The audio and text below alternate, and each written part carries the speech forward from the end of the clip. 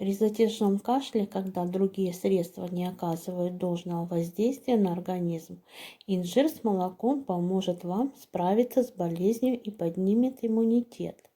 Он обладает приятным вкусом и запахом.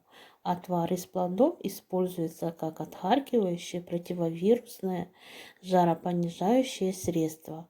Для приготовления необходимо взять 2-3 штуки инжира сушеного, хорошо промыть и разрезать.